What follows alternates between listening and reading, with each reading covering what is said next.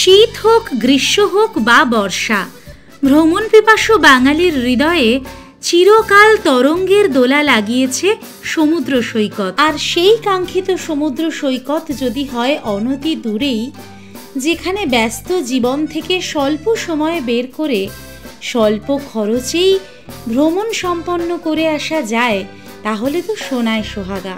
আজ তেমনই এক সমুদ্র সৈকতের গল্প ভাগ করে নেব আপনাদের সবার সাথে। তাহলে চলুন আর দেরি না করে শুরু করা যাক। সাগর আমায় উদাস করে, স্মৃতির পাতায় ডুব, নীল জলের গর্জনেতে মায়ায় পড়ি খুব। জীবন বুঝি সৈকতে গড়া বালির সংসার, ঢেউয়ের আঘাতে তার অমোঘ সংহার। যতই যেখানে যাই না কেন, সমুদ্রকে ছেড়ে আমি বেশি দিন থাকতে পারি না। সমুদ্রের সাথে আমার যেন একটা আলাদাই টান, একটা আলাদাই আকর্ষণ রয়েছে। যখনই দুটো একটা জায়গায় যাওয়া হয় আর সমুদ্রকে আমি মিস করি, সমুদ্র যেন আমার কানে কানে এসে বলে, কি আমার কাছে আসবে না, আমার কথা মনে পড়ছে না? আর তাই তো বারবার ছুটে ছুটে আসি এই সমুদ্র তটে। যে কোনো সমুদ্র সৈকতে আসলেই আমার মন হঠাৎ করেই খুব ভালো হয়ে যায়। আর সেটা যদি হয় মন্দারমণি সমুদ্র সৈকত, আপামর বাঙালির এত জনপ্রিয় একটা সমুদ্র সৈকত, তাহলে তো আর কথাই নেই। ঠিক ধরেছেন, আমাদের আজকের ভিডিও হচ্ছে পূর্ব মেদিনীপুরের কাঁথি এলাকার সবচেয়ে জনপ্রিয় একটা সমুদ্র সৈকত, বাঙালিদের সবার প্রিয় মন্দারমণি সমুদ্র সৈকতে আপনাদের সবাইকে জানাই অনেক অনেক স্বাগত। Hello and welcome back to our channel. আমি সম্পিতা আর আপনারা দেখছেন সম্পিতানু ব্লগস। আজ হলো 18ই আগস্ট 2024 আর আমি এখন দাঁড়িয়ে আছি পূর্ব মেদিনীপুরের মন্দারমণি সমুদ্র সৈকতে। আমাদের আজকের ভিডিওতে থাকছে কিভাবে কলকাতা থেকে একেবারে সহজ উপায়ে সব থেকে তাড়াতাড়ি আপনারা পৌঁছে যেতে পারবেন এই মন্দারমণি সমুদ্র সৈকতে। মন্দারমণি সমুদ্র সৈকতে একদম সৈকতের কাছাকাছি খুব কম খরচে থাকার সেরা ঠিকানা।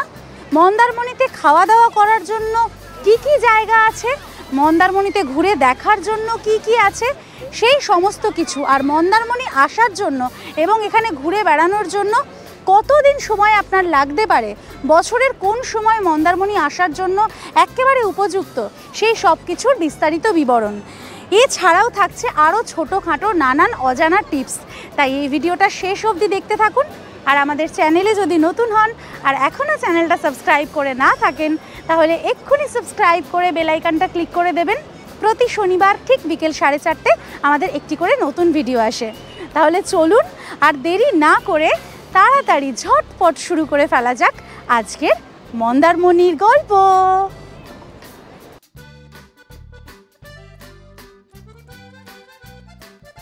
গল্পটা শুরু হয়েছিল একটা বৃষ্টি ভেজা সকালে, 18ই আগস্ট 2024। আমাদের গন্তব্য হাওড়া স্টেশন।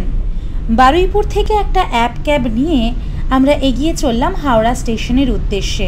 উদ্দেশ্য ছিল সঠিক সময়ে গিয়ে তাম্রলিপ্ত এক্সপ্রেস ধরা, যা প্রত্যেক দিন ভোর 6:45-এ ছেড়ে যায় হাওড়া স্টেশন থেকে। কিন্তু তা তো আর হলো না। মোবাইলে মেসেজ চলে এলো যে আমাদের ট্রেনের সময় পরিবর্তিত হয়েছে। জানতে পারলাম 6:45-এর বদলে সেই ট্রেন এখন ছাড়বে বেলা 11টার সময়। যথারীতি মন খারাপ হয়ে গেল, কিন্তু কি আর করা যাবে, মন খারাপকে সাথে নিয়েই চলে এলাম সকাল সকাল হাওড়া স্টেশনের নতুন কমপ্লেক্সে। কারণ এই ট্রেন 19 নম্বর প্ল্যাটফর্ম থেকেই বেশিরভাগ সময় ছাড়ে। এদিকে নাগাড়ে বৃষ্টি হয়ে চলেছে। গাড়ি থেকে নেমে স্টেশন অবধি পৌঁছতে পৌঁছতে ভিজে একসা। তবে হাওড়া স্টেশনে ঢুকলেই কোনো এক অজ্ঞাত কারণে মনটা হঠাৎ করেই ভালো হয়ে যায়। এই ওয়েটিং এরিয়াতে বেশ কিছুক্ষণ বসে অপেক্ষা করার পর ধীরে ধীরে এগোতে লাগলাম 19 নম্বর প্ল্যাটফর্মের দিকে। এই 12857 আপ তাম্রলিপ্ত এক্সপ্রেসই 22897 আপ কান্ডারি এক্সপ্রেস হয়ে যায়, যা প্রত্যেক দিন 2:25 হাওড়া থেকে দীঘার উদ্দেশ্যে রওনা হয়। আমাদের টিকিট ছিল C1 কম্পার্টমেন্টে, অর্থাৎ এসি চেয়ার কারে। এই ট্রেনে রয়েছে দুখানি এসি চেয়ার কার, যার টিকিটের মূল্য হাওড়া থেকে কাঁথি পর্যন্ত 340 টাকা। এছাড়াও এই ট্রেনে রয়েছে 10টি non AC chair car compartment, যেখানে টিকিটের মূল্য পড়বে মাথাপিছু 100 টাকা করে। ট্রেনে উঠে গেছি আর বসে পড়েছি আমার সিটে।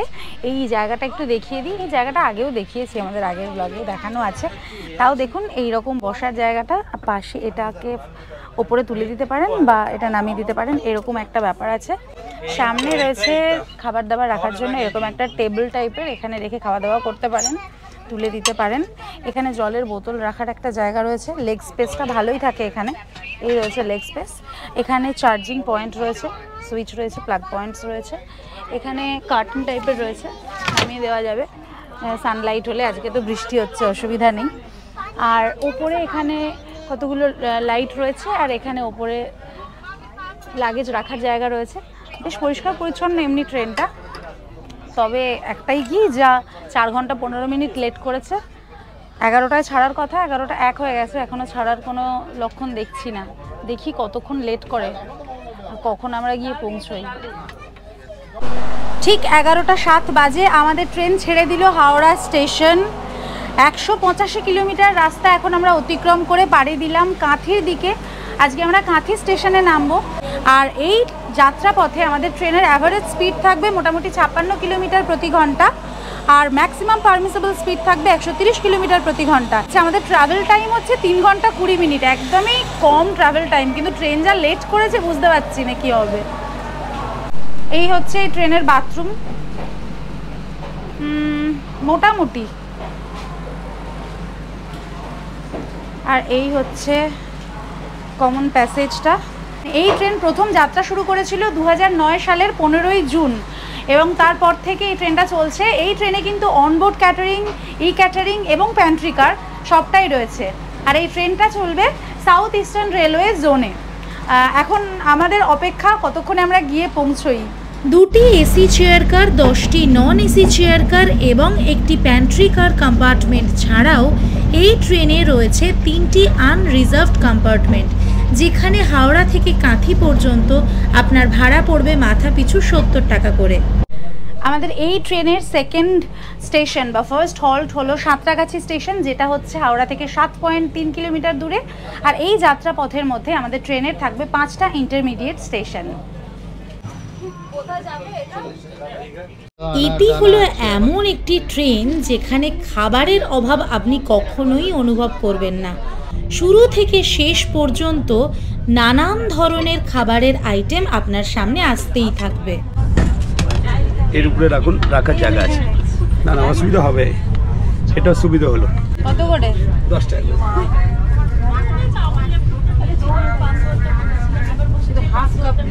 পড়ে যাবে, ওই জন্য পড়ে যায় না।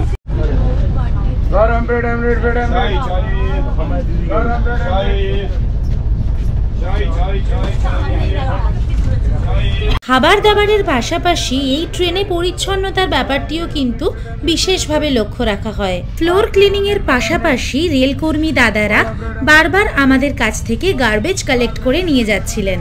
তবে মাথার মধ্যে একটাই চিন্তা ঘুরপাক খাচ্ছিল, কোথায় ভেবেছিলাম সকাল সকাল সমুদ্র সৈকতে পৌঁছে একটু স্নান করে আনন্দ করব, তা নয়, এখনো পর্যন্ত আমরা ট্রেনেই বসে রয়েছি। দেখা যাক কখন আমরা গিয়ে পৌঁছই। রেলপথে হাওড়া থেকে দীঘা যাওয়ার বিভিন্ন রুটের মধ্যে এটি হলো ক্ষুদ্রতম রুট। এই যাত্রাপথে হাওড়া থেকে কাঁথি পর্যন্ত আমাদের ট্রেন অতিক্রম করবে 152 কিলোমিটার যাত্রাপথ। আর এই পথে আমাদের ট্রেনের থাকবে 6টি হল্ট এবং 45টি ইন্টারমিডিয়েট স্টেশন। 32 কিলোমিটার যাত্রাপথ অতিক্রম করে আমাদের ট্রেন এখন এসে পৌঁছেছে তার যাত্রাপথের 3 নম্বর স্টেশন সাউথ ইস্টার্ন রেলওয়ের উলুবেড়িয়া স্টেশনের 4 নম্বর প্ল্যাটফর্মে।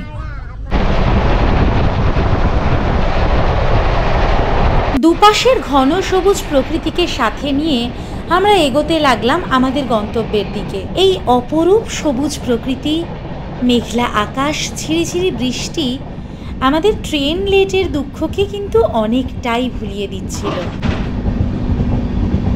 কথায় কথায় আমরা চলে এলাম কোলাঘাট ব্রিজের ওপর। আর এই বর্ষায় কোলাঘাট ব্রিজের ওপর থেকে রূপনারায়ণ নদীর এই অপূর্ব মনোমুগ্ধকর দৃশ্য দেখে মন একেবারে ভরে গেল। এই কোলাঘাটেই রূপনারায়ণ নদীর তীরে গড়ে উঠেছে জনপ্রিয় পিকনিক স্পট। সামনেই তো শীতকাল আসছে, সারা শীতকাল ভোর এই পিকনিক স্পটে কিন্তু প্রচুর মানুষ আসেন পিকনিক করার জন্য।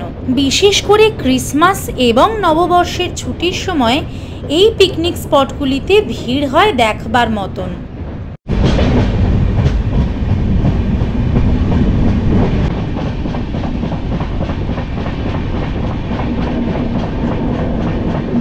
কোলাঘাট স্টেশন পেরোনোর পরেই আপনার চোখে পড়বে কোলাঘাট তাপবিদ্যুৎ কেন্দ্রের বিভিন্ন ইউনিটের এই চুল্লিগুলি, যা এই যাত্রায় একটি আলাদা মাত্রা যোগ করে।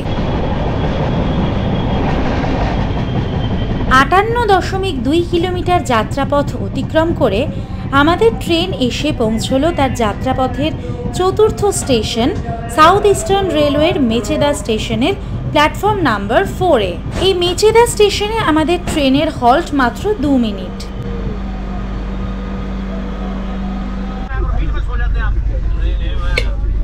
বলুন গরম সিঙ্গাড়া, এটা নিরামিষ সিঙ্গাড়া, মেচোদার বিখ্যাত সিঙ্গাড়া খান।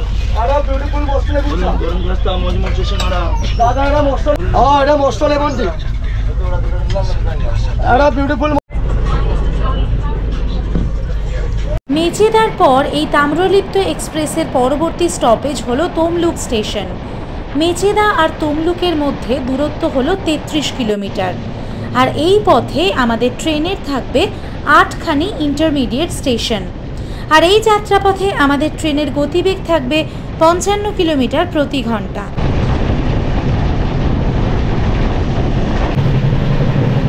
এই ট্রেনটা মানে এই তাম্রলিপ্ত এক্সপ্রেসে রয়েছে 2 রকমের সিটিং অ্যারেঞ্জমেন্ট। একটা রয়েছে 2S non AC chair car, আর একটা হচ্ছে এসি চেয়ার কার। যেহেতু এটার যাত্রাপথের সময়টা খুবই অল্প থাকে, সেজন্য পুরো ট্রেনটাই কিন্তু চেয়ার কারেই রয়েছে। আমরা যেটাতে যাচ্ছি মানে এসি চেয়ার কারের ভাড়া হচ্ছে 340 টাকা করে পার হেড, আর নন এসি যেটা 2S সেটার ভাড়া হচ্ছে মাত্র 100 টাকা। মানে যদি আপনারা নন এসি কাটেন তাহলে মাত্র 100 টাকাতেই আপনারা পৌঁছে যাবেন কাঁথি স্টেশনে। এবং এর টাইমিংটা এত ভালো, যদি ঠিকঠাক টাইমে ছাড়ে ট্রেনটা মানে সকাল 6টা 45-এ, তাহলে কিন্তু সকাল 9টা 18-য় আপনি কাঁথি স্টেশন পৌঁছে যাবেন যদি ট্রেন ঠিকঠাক যায়। তো মাত্র 100 টাকা খরচ করেই কিন্তু আপনি চলে আসতে পারবেন। এবং 2Sের জার্নিও কিন্তু বেশ কমফোর্টেবল। আমাদের তাজপুরের ভিডিওটা যদি আপনারা দেখেন, ওখানে কিন্তু আমরা 2Sেই জার্নি করেছি। তো ওখানে আপনারা ট্রেনটা দেখলে বুঝতে পারবেন যে কোনো অসুবিধা নেই। আপনারা বাজেট যদি কম থাকে তাহলে ওটাতে করেও চলে আসতে পারেন। এসে কাঁথি থেকে তারপরে আরও 20 কিলোমিটার রাস্তা আমাদেরকে অটোতে বা বাসে বা অন্য আরও অনেক অপশান আছে, সেটা নেমেই বলবো, সেভাবে পৌঁছে যেতে পারেন মন্দারমণি সি বিচে। 91.2 কিলোমিটার পথ অতিক্রম করে আমাদের ট্রেন এসে পৌঁছলো তার যাত্রাপথের 5ম স্টেশন তমলুকে। এই স্টেশনে আমাদের ট্রেনের হল্ট হলো 2 মিনিট। ঘড়িতে এখন ঠিক দুপুর 1:16 আর আমাদের ট্রেন ছেড়ে দিল সাউথ ইস্টার্ন রেলওয়ের তমলুক স্টেশনের প্ল্যাটফর্ম নাম্বার 2 থেকে। আমাদের পরের স্টপেজ হলো কাঁথি স্টেশন। মানে আজকে আমাদের গন্তব্য স্টেশন হলো কাঁথি। এরপরে মানে তমলুক থেকে কাঁথির দূরত্ব হলো 61.5 কিলোমিটার। আর এই যাত্রাপথে থাকবে 6টি ইন্টারমিডিয়েট স্টেশন। আর আমাদের এই যাত্রাপথে আমাদের ট্রেনের গতিবেগ থাকবে 67 কিলোমিটার প্রতি ঘন্টা। এখন যা পরিস্থিতি মোটামুটি বোঝা যাচ্ছে আমরা কাঁথি পৌঁছবো 2:04-5 নাগাদ। প্রায় 1 ঘন্টা পর আমরা আমাদের আলটিমেট আজকে যে ডেস্টিনেশন স্টেশন সেখানে পৌঁছে যাব।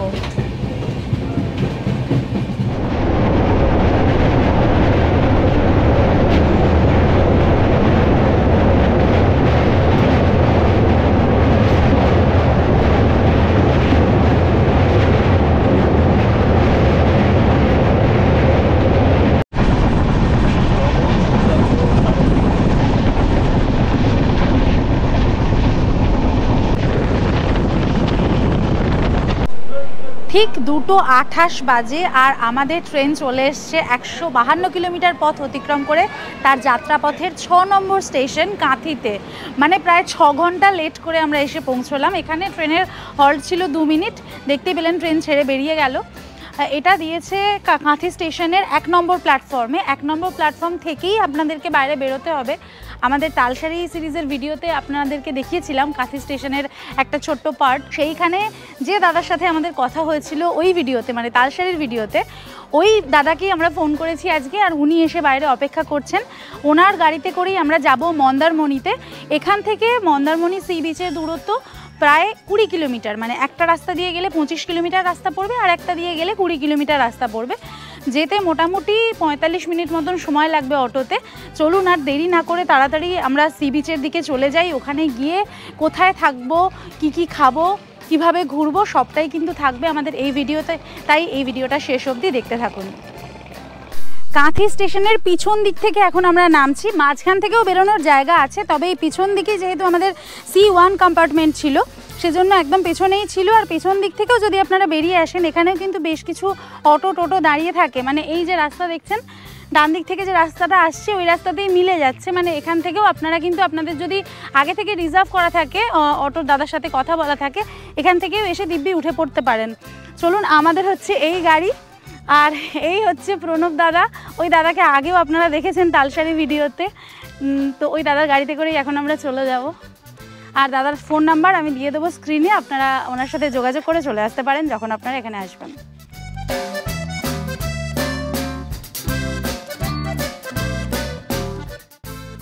এই জায়গা থেকে আপনারা শুধু অটো নয়, টোটোও পেয়ে যাবেন। মন্দারমণি অবধি যেতে টোটোয় মোটামুটি 350 টাকা ভাড়া পড়বে।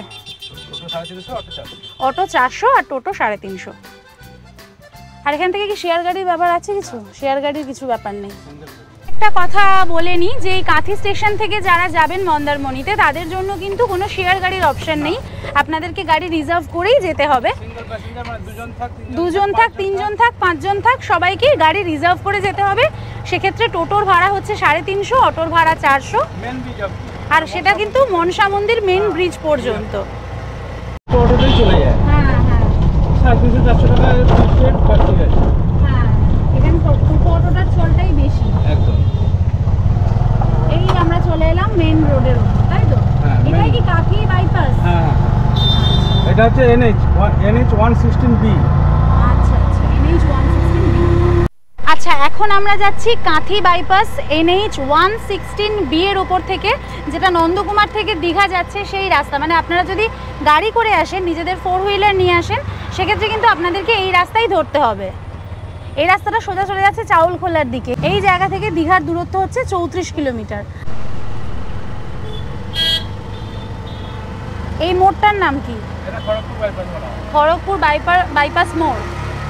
আচ্ছা, এখান থেকে আমরা সেন্ট্রাল বাস স্ট্যান্ডের দিকে যাচ্ছি এখন। আচ্ছা, অনেকে কিন্তু এই কাঁথি স্টেশনকে কন্টাই নামেও বলেন, মানে স্থানীয় লোকেরা কন্টাইও বলে থাকেন। মানে কাঁথি আর কন্টাই এর মধ্যে কনফিউজড হওয়ার কিছু নেই, দুটোই একটাই স্টেশনের নাম। মানে অফিসিয়াল নাম কাঁথি, অনেকে কন্টাই বলেও এটাকে সম্বোধন করে থাকেন। আচ্ছা, এই যে দেখুন, এই বাস স্ট্যান্ডটা হচ্ছে কাঁথি সেন্ট্রাল বাস স্ট্যান্ড। এই বাস স্ট্যান্ড থেকে পশ্চিমবঙ্গের সমস্ত জায়গার গাড়ি যেমন পাওয়া যায়, মন্দারমণি যাওয়ার জন্য কিন্তু এখান থেকে চাউলখোলার বাস আপনারা পাবেন। যদি খুব কম খরচে যেতে চান, এখান থেকে চাউলখোলার বাস ধরে নেবেন, নিয়ে চাউলখোলা থেকে আবার শেয়ার গাড়ি করে যেতে পারবেন। আর এখান থেকে ওই যে উড়িষ্যার গাড়িও ছাড়ছে। এই দেখুন, এইটা হচ্ছে উড়িষ্যার বাস। ভীষণ জমজমাট একটা জায়গা, প্রচণ্ড জমজমাট এই জায়গাটা। গাড়ির শব্দে একেবারে মুখরিত হয়ে রয়েছে এই জায়গাটা।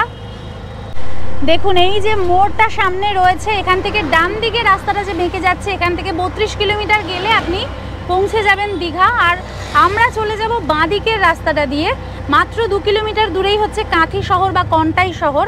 আর মেরিন ড্রাইভের রাস্তা ধরে যদি কেউ দীঘা পৌঁছতে চান, যেটা এখন নতুন হয়েছে একদম সি বিচ লাইন ধরে, সেক্ষেত্রেও কিন্তু আপনাদেরকে বাঁ দিকের রাস্তাটা ধরতে হবে। এটা দেখুন ডান দিকের রাস্তা যেটা দেখাচ্ছি, এইটা দিয়ে গেলে দীঘা 32 কিলোমিটার। আর এই যে রাস্তাটায় বেঁকে গেলাম আমরা, বাঁ দিকের রাস্তা, এই রাস্তায় চলে যাচ্ছে মন্দারমণির দিকে এবং মেরিন ড্রাইভের দিকে।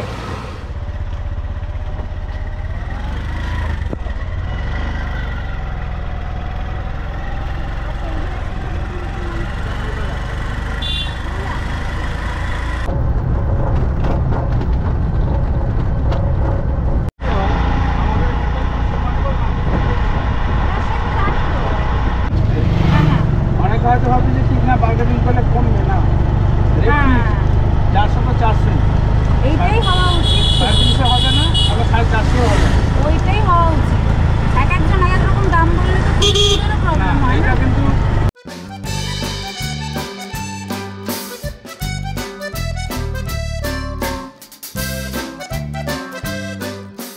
এবারে আমরা মেরিন ড্রাইভের রাস্তায় উঠব। এবার এই যে রাস্তাটা দিয়ে আমরা এলাম, এখান থেকে কিন্তু এই রাস্তাটা দুদিকে ভাগ হয়ে যাচ্ছে। বাঁ দিকের এই যে রাস্তাটা দেখতে পাচ্ছেন, এই রাস্তা কিন্তু সোজা চলে যাচ্ছে বাগুরান জলপাই, বিরামপুর, জুনপুট, বাঁকিপুট এই সমস্ত বিচগুলির দিকে। আর আমরা এখন যাচ্ছি ডান দিকে, আর এই রাস্তায় কিন্তু মেরিন ড্রাইভে উঠে যাচ্ছে। এবার আমরা মেরিন ড্রাইভে উঠবো। এইখানে কিন্তু বেশ একটা আষ্টে গন্ধ পাচ্ছি। মাছ ধরার জায়গা রয়েছে এখানে, জেলে ভাইদের একটা জায়গা রয়েছে ডান দিকে, আর বাঁ দিকের এই যে রাস্তা দেখুন, মেরিন ড্রাইভের রাস্তা দেখা যাচ্ছে। আর এই ঠিক এটার পাশেই কিন্তু সমুদ্র। আমরা দেখব, ওই রাস্তাটায় উঠবো। এই আমরা উঠে গেলাম মেরিন ড্রাইভে। দেখুন এই জায়গাটা কি সুন্দর, এখানে সব মাছ ধরার নৌকাগুলো পর পর রয়েছে। এখন যেহেতু ভাটা রয়েছে, জল অনেকটা নিচের দিকে নেমে গেছে, ভীষণ সুন্দর লাগছে এই জায়গাটা। আর এখান থেকে মন্দারমণির দূরত্ব সামনে যা আছে দেখা যাচ্ছে 10.8 কিলোমিটার, আর দীঘার দূরত্ব 33.7 কিলোমিটার, তাজপুর বিচ হলো 14.6 কিলোমিটার। আমাদের যে গেস্ট হাউস বুক করা আছে সেই গেস্ট হাউসের দূরত্ব এই মেরিন ড্রাইভের এই জায়গা থেকে মাত্র 8 কিলোমিটার। এই একদম আমরা উঠে গেলাম এবার মেরিন ড্রাইভে। দারুণ সুন্দর এই মেরিন ড্রাইভ, আর আমি প্রথমবার এই মেরিন ড্রাইভে উঠলাম, কিন্তু এর আগে কখনো আমার এই মেরিন ড্রাইভে আসা হয়নি। গাড়ি করে তো আসিনি, তালসারিতে একবার এসেছিলাম শুধুমাত্র। ভীষণ ভাল লাগছে চারদিকটা, ওয়েদারটাও এখন খুব সুন্দর আছে, অপূর্ব সুন্দর লাগছে এখান থেকে চারপাশের পরিবেশটা। ওয়েদারও কিন্তু ভীষণ প্লিজেন্ট রয়েছে। এখন প্রায় 29 ডিগ্রি মতন রয়েছে এখানে তাপমাত্রা, অসুবিধার কোনো ব্যাপার নেই। নিজেদের গাড়ি নিয়ে যারা আসবেন তাদের কিন্তু দারুণ লাগবে এই রাস্তা দিয়ে ড্রাইভ করে যেতে। অনেকেই হয়তো গিয়ে ফেলেছেন, যারা এখনো আসেননি তারা ঝটপট চলে আসুন।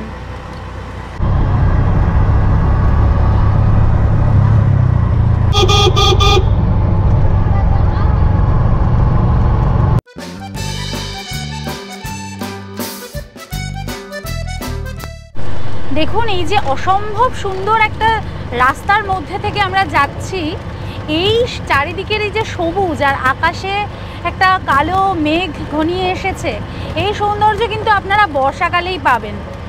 তবে আপনারা যদি বাসে করে যান তাহলে কিন্তু এই সৌন্দর্য থেকে আপনারা বঞ্চিত হবেন, তার কারণ বাস কিন্তু এই মেরিন ড্রাইভের রাস্তা দিয়ে যাবে না, বাস মেন রোড দিয়ে যাবে চাউলখোলা হয়ে। আর যদি এই ভিউটা আপনি পেতে চান তাহলে কিন্তু আপনাকে প্রাইভেট কার বা অটো বুক করেই আসতে হবে, তবেই আপনারা এই জার্নিটাকেও আরও এনজয় করতে পারবেন। আমাদের বাঁদিকে সমুদ্র আমাদের সাথে সাথে চলেছে, সোজা রাস্তা ধরে আমরা যাচ্ছি। এই যে ঝাউ গাছগুলো দেখতে পাচ্ছেন, ওর ঠিক ওপাশেই কিন্তু সমুদ্র রয়েছে।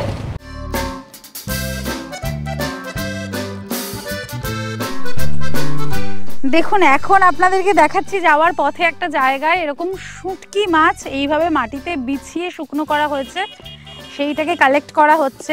আমি কোনোদিনও দেখিনি এরকমভাবে শুটকি মাছকে তৈরি করতে, আর আমি শুটকি মাছ রান্না করতেও পারি না। হ্যাঁ, এখানে মারাত্মক গন্ধ বেরোচ্ছে, কিন্তু এই জিনিসটা ভীষণ ইউনিক আর আমার কাছে মানে একদমই নতুন, ওই জন্য মনে হলো আপনাদের সাথেও একটু ভাগ করে নিই ব্যাপারটা। এগুলো কি সব চিংড়ি মাছ দাদা? চিংড়ি মাছের খোসা? আচ্ছা, এইখানে যে এই শুটকি মাছগুলো মানে এই মাছগুলো শুকনো করা হচ্ছে, এটা কিন্তু আসলে মাছ নয়, চিংড়ি মাছের খোসাগুলোকে শুকনো করা হচ্ছে। এটা মানুষের খাওয়ার জন্য নয়, এটা হচ্ছে পোলট্রি ফিডিংয়ের জন্য। আর যে আষ্টে গন্ধটা এখনও রয়েছে, যেহেতু এর মধ্যে এখনও ময়েশ্চার রয়েছে সেই জন্যই এই গন্ধটা রয়েছে। এটা এই পুরোপুরি শুকিয়ে গেলে এই গন্ধটা কিন্তু আর থাকবে না। Thank you.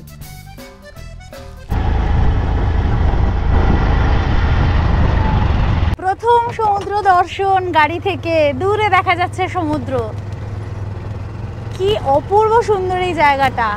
নৌকাগুলো রাখা রয়েছে আর দূরে সমুদ্র দেখা যাচ্ছে। সমুদ্র আর আকাশের রং মিশে এক হয়ে গেছে পুরো, দেখুন দিগন্তে।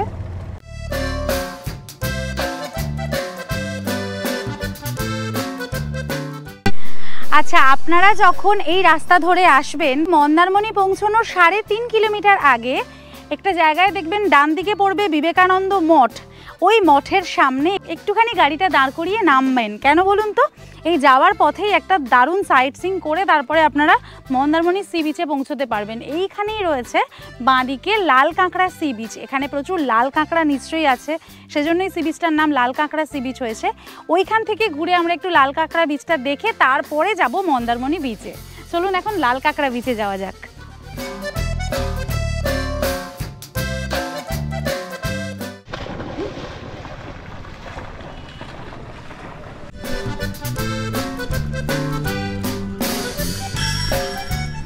অটো থেকে নেমে পায়ে হেঁটে 1 মিনিট এগোলেই সামনের দিকে আপনি পৌঁছে যাবেন লাল কাঁকড়া বিচে, ঠিক যেমনটা আমরা পৌঁছে গেছি।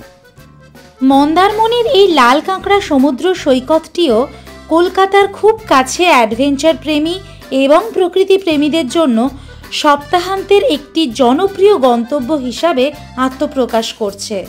চলে এসেছি লাল কাঁকড়া বিচে, আর এসেই দেখতে পাচ্ছি হাজারে হাজারে লাল কাঁকড়া পুরো বিছিয়ে রয়েছে এই সাদা বালির বিচটাতে। এত সুন্দর এই জায়গাটা না, মন্দারমণির ঠিক পাশে, মানে মন্দারমণি থেকে মাত্র 3.5 কিলোমিটার দূরেই এই লাল কাঁকড়া বিচ কিন্তু একেবারেই নির্জন। মানে এই সময়ে, আজকে রবিবার, এখন বাজে দুপুর ঠিক 3:30, এখানে কিন্তু একজনও ট্যুরিস্ট নেই, কেউ নেই। আমি এলাম, পুরো দেখুন, আপনি দেখতেই পাবেন পুরো বিচ লাইনটা ফাঁকা, আর আমার পিছনে রয়েছে সমুদ্র। আর যেহেতু এখন ভাটা চলছে, পুরো বিচে ছেয়ে রয়েছে হাজারে হাজারে লাখে লাখে লাল কাঁকড়া। অপূর্ব সুন্দর এই বিচটা থেকে কিন্তু আপনি যদি মন্দারমণি আসেন অবশ্যই ঘুরে যাবেন।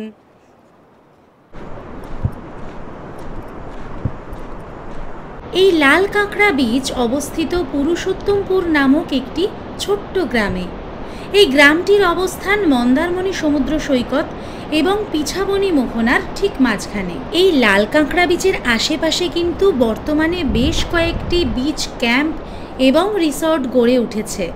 চাইলে আপনারা এখানেও থেকে নির্জন সমুদ্র সৈকতের মজা নিতে পারেন।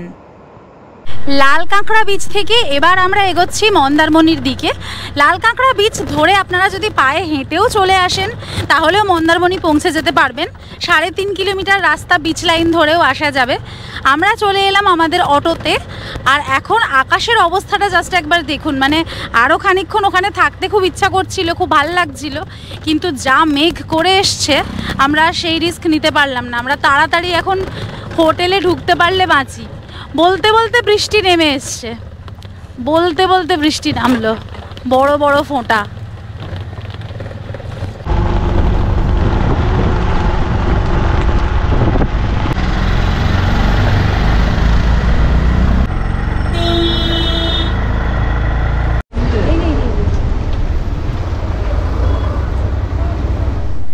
আচ্ছা, আমরা চলে এসেছি কিন্তু মন্দারমণি সি বিচে, এবং মন্দারমণির যে অটো স্ট্যান্ডটা রয়েছে তার ঠিক পিছনে মনসা মন্দির যেটা রয়েছে, সেই মনসা মন্দিরের সামনে আমি দাঁড়িয়ে আছি। এখান থেকে ডান দিকে চলে গেলেই আপনি সি বিচে চলে যাবেন। আর যে মেন মার্কেটটা রয়েছে এখানে, মন্দারমণি বিচ মার্কেট যেটা, সেটাও কিন্তু একদম এখানে। আর আমাদের যে হোটেল বা যে হোমস্টেটা, সেটা কিন্তু একদম এই যে মনসা মন্দির তার ঠিক উল্টো দিকে, মানে একদম বিচ থেকে 100 মিটার দূরেই এই যে এই ছোট্ট বাড়িটা দেখা যাচ্ছে এইখানে। আচ্ছা, এটা হচ্ছে মাইতি হোমস্টে। এখন আমরা ওর ভেতরে যাব। ওখানে কিন্তু খাবার দাবারেরও ব্যবস্থা রয়েছে, তো আমরা লাঞ্চের অর্ডারও দিয়ে দিয়েছি। আমরা এখানে এসে পৌঁছলাম মোটামুটি এখন 3:50 বাজে। আর দেরি করব না, লাঞ্চ করে নেব। ওখানে গিয়ে আপনাদেরকে লাঞ্চ আর রুম সবটাই দেখাবো। তার জন্য ভিডিওটা শেষ পর্যন্ত দেখতে থাকুন। আর আজকে আমরা আর কি করি মন্দারমণিতে সবটাই থাকবে এই ভিডিওতে। চলুন এখন যাওয়া যাক হোমস্টের দিকে। মন্দারমণির মাইতি হোমস্টেতে রুম নাম্বার 104-এ আপনাদেরকে স্বাগত। এটা হচ্ছে একটা এসি ডাবল বেডেড রুম, বেশ সুন্দর একটা রুম, পরিষ্কার পরিচ্ছন্ন, যথেষ্ট স্পেস রয়েছে এবং বেশ বড় একটা বিছানা রয়েছে। এখানে প্রায় 3 জন অনায়াসে শুতে পারবেন। এখানে একটা চেয়ার রয়েছে, এখানে টিভি রয়েছে, এখানে রয়েছে ড্রেসিং টেবিল, এখানে রয়েছে একটা ওয়ার্ড্রব বা কাবার্ড বলা যেতে পারে। কাবার্ডের ভেতরটাও বেশ পরিষ্কার, জিনিসপত্র রাখার জন্য ভালো। এখানে একটা জানলা রয়েছে, এই জানলাটা যদি সরিয়ে দেওয়া যায় এখান থেকে কিন্তু আপনি রাস্তার ভিউ, মার্কেটের ভিউ আর মন্দিরের ভিউ পাবেন। ঠিক এর পাশেই ব্যালকনিটা রয়েছে, আমি দেখাচ্ছি। তার আগে এই বাথরুমটা একটুখানি দেখে নিন। এই হলো বাথরুম, বেশ ভালোই পরিষ্কার পরিচ্ছন্ন বাথরুম।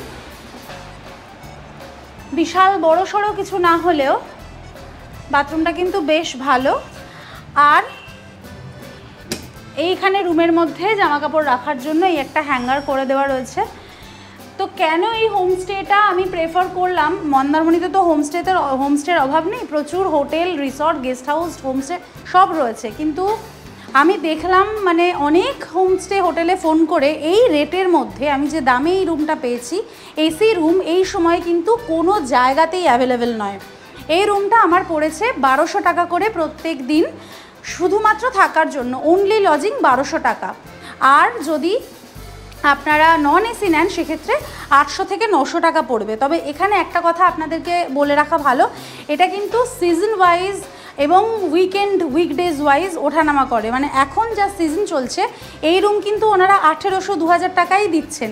যেহেতু আমাদের এই রুমটা অনেক দিন আগে থেকে বুক করে রাখা রয়েছে, প্রায় মাস 3 আগে আমাদের বুক করা হয়েছিল রুমটা, সেই কারণের জন্য কিন্তু এই রেটে আমরা পেয়েছি। তাহলে আপনারা যদি প্ল্যান করেন মন্দারমণির, যদি আগে থেকে প্ল্যান করেন তাহলে কিন্তু আপনারা এরকম দামে এই রুমটা পেতে পারেন। একদম সিজনে এসে সাডেন প্ল্যান করলে যদি এই রুম এই ভাড়ায় চান তাহলে কিন্তু মুশকিল হতে পারে। 4:15 বাজে আর আমরা বসে গেছি লাঞ্চ করবার জন্য। যেটা বলছিলাম যে লাঞ্চের জন্য কিন্তু এখানে প্রচুর অপশন রয়েছে, প্রচুর হোটেল রয়েছে খাবার, কিন্তু যেহেতু আমাদের দেরি হয়ে গেছে আসতে আর আমরা যেখানে রয়েছি তাদের নিজস্ব রেস্টুরেন্ট এরিয়া রয়েছে, সেটা বেশ ভালো পরিষ্কার পরিচ্ছন্ন, খাবারের দামও আমার ঠিকঠাকই লেগেছে, সেজন্য আজকে এখান থেকেই খাবার অর্ডার করলাম। এখন একটা আমি অর্ডার করেছি ভেজ থালি। ভেজ থালিতে দিয়েছে একটা আলু পোস্ত, আলু ভাজা, ডাল আর আলু পটল, এটার দাম হচ্ছে 80 টাকা। ফিশ থালি অর্ডার করেছে। ফিশ থালি 4 রকমের আছে, রুই মাছ, কাতলা মাছ, চিংড়ি মাছ আর পমফ্রেট মাছ। আমি কাতলা মাছ অর্ডার করেছি, কাতলা মাছের প্লেট হলো 150 টাকা করে। আর বাগদা চিংড়ি নিলে 2 পিস চিংড়ি থাকবে, 220 টাকা দাম পড়বে। পমফ্রেট নিলে 230 টাকা থালি পড়বে। খাওয়া দাওয়ার টেস্ট কীরকম একবার খেয়ে বলে দিই, ভালোই হবে আশা করি। ডাল, আলু ভাজা আর আলু পোস্ত, খিদের সময় আর এর চেয়ে বেশি কিছু চাই না।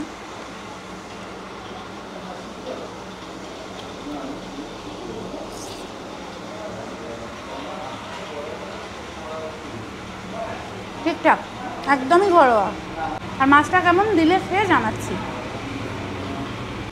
কাতলা মাছের ঝোল দিয়ে আছে, এরকম জায়গায় একটা কাতলা মাছ এই সাইডে ভেঙেছি, আর ঝোলটা দারুণ সুন্দর টেস্টি, লেবু দিয়ে মেখে পেঁয়াজ দিয়ে মাছের ঝোল দারুণ লাগবে। ঈদের সময় আর কি চাই। খাওয়ার পর নামলো মুষলধারে বৃষ্টি। বেশ খানিকক্ষণ বৃষ্টির জন্য অপেক্ষা করার পর বৃষ্টি যেই একটু ধরলো, আমরা পা বাড়ালাম সমুদ্র সৈকতের দিকে। এই দেখুন, এটা মন্দারমণি বিচ লাগোয়া একদম রয়েছে পে অ্যান্ড ইউজ টয়লেট, একদম এর পাশেই, মানে মার্কেট এরিয়ার মধ্যে এর পাশেই একদম দেখতে পাবেন। এখানে প্রচুর দোকানপাট রয়েছে। বৃষ্টিটা একটু কমায় আমরা একটু বিচের দিকে এলাম। মুষলধারে হয়ে গেল বৃষ্টি, এখন 5:30 বাজে। দেখুন, সন্ধে নামার ঠিক আগে যেই বৃষ্টিটা একটু কমেছে, মন্দারমণি বিচ কিন্তু আবার ভরে উঠেছে একদম পর্যটকদের সমস্ত কিছু নিয়ে। আর ওইখানে আমি দেখতে পাচ্ছি দূরে ওয়াটার অ্যাক্টিভিটিস করানোর ব্যবস্থা চলছে। আর এখন আস্তে আস্তে সমুদ্রের ঢেউ কিন্তু ওপরের দিকে উঠছে, মানে ভাটা ছিল, এবার জোয়ার আসছে। আর এই সময় পুরো বিচটা এই রকম লাগছে দেখতে।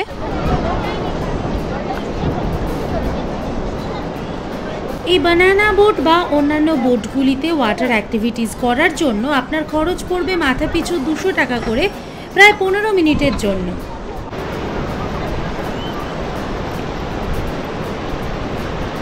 চাইলে আপনারা ঘোড়ার পিঠে চড়ে সৈকত ঘুরে নিতে পারেন।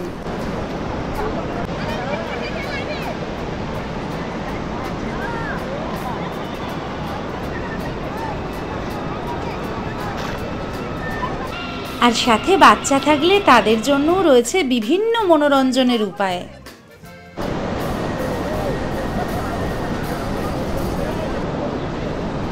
বিকেলবেলা এই সমুদ্র সৈকত থেকে যেমন দেখা যায় অপূর্ব সুন্দর একটা সূর্যাস্ত, ঠিক সেরকম এই সন্ধে নামার আগে এই সৈকতের রূপ কিন্তু একদমই বদলে যায়। সেটা আপনারা দেখতেই পাচ্ছেন এখন কীরকম একটা ভাইব চলছে। বৃষ্টিটা থেমে যাওয়ার পর কিন্তু কাতারে কাতারে মানুষ চলে এসছেন এই সমুদ্র সৈকতে, এবং এইখানে এই সমুদ্র সৈকতের একদম পাশে কিন্তু বসবার জায়গাও করে দেওয়া রয়েছে, এবং ঠিক তার পাশে রয়েছে পরপর বেশ কয়েকটি এরকম কাঠ দিয়ে বানানো শ্যাক্স, যেগুলো আমাদের তাজপুরেও আমরা দেখেছিলাম। আর তাজপুর কিন্তু একদম মন্দারমণি বিচের পাশেই, মানে এই তাজপুরের লাইটগুলো যেমন সন্ধেবেলা দেখা যাবে এই বিচ থেকে, তাজপুর থেকেও কিন্তু মন্দারমণির লাইটগুলো দেখা যাবে। তো অপূর্ব সুন্দর লাগছে। তাজপুরটা অপেক্ষাকৃত অনেক কম লোকজন, কিন্তু মন্দারমণি অনেক বেশি জমজমাট এখন। আগে দীঘা থেকে পালাতে মানুষ মন্দারমণিতে আসতো, দীঘা এত জনবহুল হয়ে গিয়েছিল, পর্যটকদের এত ভিড় ছিল। এখন মন্দারমণিতেও সেই অবস্থা, মানে যারা একটু জমজমাট হই হুল্লোড় পছন্দ করেন তাদের জন্য মন্দারমণি কিন্তু দারুণ, ঠিক আছে একদম। তবে যারা একটু ফাঁকা ফাঁকা থাকতে পছন্দ করেন তাদের জন্য তো আমাদের তাজপুর রয়েছে, তালসারি রয়েছে, এগুলো দেখে নিতে পারেন। এই সমুদ্র সৈকতগুলো আপনাদের কিন্তু বেশ লাগবে। আর সন্ধ্যের অপেক্ষায় আছি, মানে সন্ধে হয়ে যাওয়ার পর এগুলোতে আলো জ্বলে গেলে ঠিক কীরকম লাগবে জায়গাটা দেখতে, সেটাও কিন্তু আপনাদেরকে দেখাবো। এই সমস্ত জায়গায় বসে আপনারা কিন্তু সন্ধ্যের স্ন্যাক্স নিতে নিতে সমুদ্রের শোভা দারুণভাবে এনজয় করতে পারবেন। আর এই যে তাজপুরের দিকে লাইনটাতে হাঁটা শুরু করবেন, এখানে কিন্তু বিচ লাগোয়া পরপর পরপর রয়েছে প্রচুর রিসর্ট। আমরা চেষ্টা করব সম্পূর্ণ আলাদা একটা ভিডিও করে এই সমুদ্র সৈকত লাগোয়া বাজেট হোটেল এবং মোটামুটি সব রকম মিড রেঞ্জের হোটেল রিসর্ট এর সন্ধান আপনাদেরকে দেওয়ার। তার জন্য আমাদের চ্যানেলে আপনারা চোখ রাখুন। তবে মন্দারমণিতে কিন্তু আমরা যে যেরকম বাজেটের হোটেলে রয়েছি, ওই রকম বাজেট হোটেলে সমুদ্র সৈকতের পাশে এসি ঘর পাওয়া কিন্তু রীতিমতোই দুষ্কর, এটা আগে থেকেই বলে রাখছি। তাও আমি দেখব, ঘুরে চেষ্টা করব আপনাদের সামনে যতটা সম্ভব কম বাজেটের হোটেল খুঁজে পাওয়া যায় আপনাদের সামনে সেটা তুলে ধরার চেষ্টা করব। আর এই সমস্ত রিসর্টগুলোতে দেখতে পারবেন একদম ওদের প্রত্যেকটা প্রপার্টি থেকে ডিরেক্ট সৈকতে চলে আসার রাস্তা রয়েছে। দেখুন এই যে এই সমস্ত পর এটা এই হোটেলটা বলে নয়, পরপর এখানে যতগুলোই রয়েছে রিসর্ট প্রত্যেকটারই নিজস্ব রাস্তা রয়েছে, যেটা সোজা চলে এসছে সমুদ্র সৈকতে। এটা কিন্তু এই মন্দারমণির একটা মানে সিগনেচার বলা যেতে পারে। তবে এই সমস্ত রিসর্টগুলোতে যদি আপনারা থাকেন সেক্ষেত্রে আপনাদেরকে ধরে নিতে হবে বাজেট মোটামুটি পার ডে 2000 থেকে 2500। যদি নন এসি নেন তাহলে 2000, আর এসি নিলে 2500 3000, উইকেন্ড উইকডেজ এরকম ম্যাটার করবে। তবে স্পেসিফিক করে আমি আমাদের হোটেলের ভিডিওটাতেই বলে দেবো। সন্ধে নামার সাথে সাথেই নানান পসরা সাজিয়ে সৈকতে হাজির হলেন দোকানিরা, আর সমুদ্র সৈকত যেন পেল এক নতুন রূপ।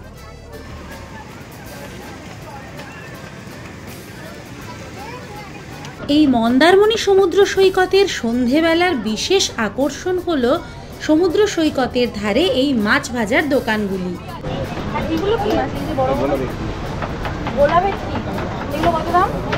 এটা 100 টাকা আছে, 130 টাকা আছে, আর ছোটগুলো আছে 80 টাকা পিস। এগুলো পমফ্রেট তো? কমপ্লিট। এগুলো কত করে? পমফ্রেট 100 আছে, এটা 130 আছে, এটা 250 আছে। আর এইটা? আর ছোট পমফ্রেট এখানে আছে 80 টাকা। আর এইটা? এটা শূন্য। এগুলো কি মাছ কাকিমা, এই বড় বড় দাগাগুলো? কত করে এই বড় দাগাটা?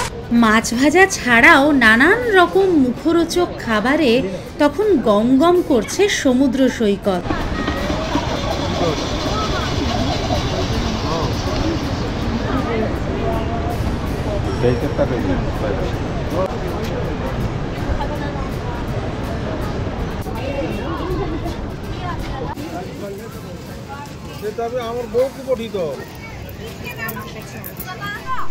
মন্দারমণি বিচ থেকে এবার আমরা উঠে এসেছি মন্দারমণি বাজারে, মানে যেটা যাওয়ার সময় দেখিয়েছিলাম যে বিশ্ব বাংলার বাজারটা রয়েছে।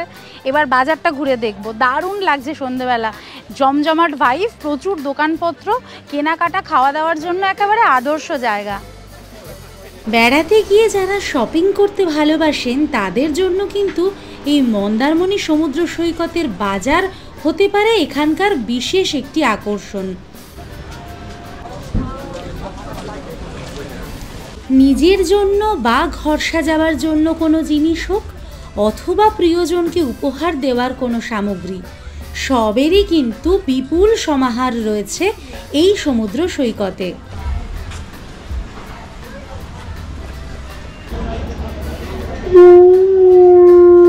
সাথে রয়েছে এখানকার বিখ্যাত ড্রাই ফ্রুটসের দোকান।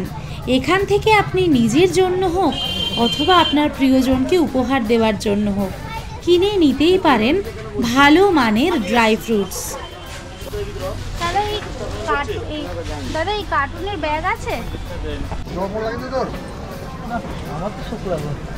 বেশ অনেকখানি সময় ধরে বাজারে ঘোরাঘুরির পর আমরা চলে এলাম একদম সমুদ্র সৈকতের ধারে কালী মায়ের মন্দিরে, আর দেখে নিলাম রাতের আলোয় সেজে ওঠা মনসা মন্দিরের অসাধারণ রূপ। আর ঠিক তারপরেই আমরা চলে এলাম এখান থেকে মাত্র 200 মিটারের মধ্যে অপূর্ব সুন্দর মাজার পাক দর্শন করতে। আমাদের তাজপুর সিরিজ যারা দেখেছেন তারা জানেন, তাজপুর থেকে দিনের বেলায় সাইট সিইং করতে যখন আমরা এসেছিলাম এই মন্দারমণি সি বিচে, তখন এই মাজার পাক দর্শন করে আমি মুগ্ধ হয়েছিলাম। কিন্তু আজ এই রাতের বেলা এই মাজার পাকের সৌন্দর্য যেন আরও কয়েক গুণ বেড়ে গেছে। এই মাজার পাক বাইরে থেকে দেখতে যতখানি সুন্দর, ভিতর থেকে এটি ততটাই শান্তিপ্রদায়ক। এর ভিতরে লেখা বাণীগুলি সবসময় ঐক্যের এবং শান্তির বার্তা প্রদান করে।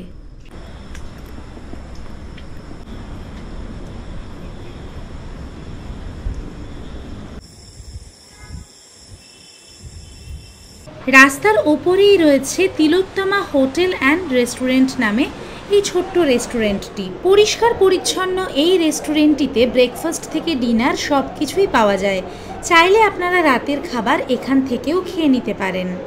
রাস্তার পাশে এই কাউন্টার থেকে মন্দারমণি থেকে কলকাতার এসি, নন এসি, ভলভো এবং WBTCর বাস, সাইট সিইংয়ের জন্য গাড়ি সব কিছুই অ্যাভেলেবেল রয়েছে।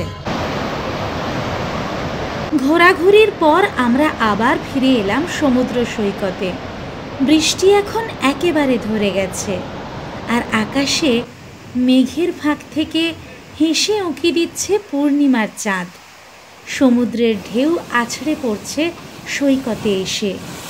এ এক অনাবিল আশ্চর্য সুন্দর রাত। সৈকতের এই রূপ ছেড়ে আর কোথাও যেতে ইচ্ছা করলো না, তাই সমুদ্রের ধারে বসেই হরেক রকম মাছ ভাজা দিয়েই আমাদের আজকের ডিনার সম্পন্ন করলাম। একটা কথা বলাই বাহুল্য, প্রত্যেকটি মাছ ছিল স্বাদে অতুলনীয়। ব্যাস, এই ছিল মন্দারমণিতে আমাদের প্রথম দিনের গল্প। আমাদের পরের গল্পগুলো জানার জন্য কিন্তু অবশ্যই জুড়ে থাকতে হবে সম্পিতানু ব্লগসের সাথে। আমাদের আজকের ভিডিওটা যদি ভালো লেগে থাকে তাহলে অবশ্যই এই ভিডিওটাতে একটা লাইক করে দেবেন, কমেন্টের মাধ্যমে আপনাদের মতামত আমাদেরকে জানাবেন, শেয়ার করে নেবেন সকলের সাথে, আর অবশ্যই অবশ্যই অবশ্যই সাবস্ক্রাইব করতে ভুলবেন না সম্পিতানু blogs on YouTube. Every weekend, every Saturday ঠিক বিকেল 4:30 আমাদের একটা করে নতুন ভিডিও আসে, তাই আমাদের সাথে থাকুন, আমাদের পাশে থাকুন। দেখা হচ্ছে খুব তাড়াতাড়ি আরও নতুন নতুন জায়গার সন্ধান নিয়ে আপনাদের সকলের সঙ্গে। Till then, take care and bye by.